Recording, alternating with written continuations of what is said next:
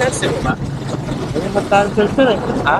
Kaya nag-cancel eh. Kasi tumatawag ako, anong sumasagot eh, tagal ko dito. Hindi ko magalaw yung ano nyo.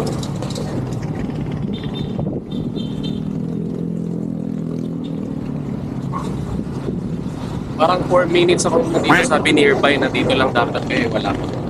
Yun lang ako sir eh. Pagdating ko dito, tinanap ko pa ito. Kaya na nandito na, biglang natin.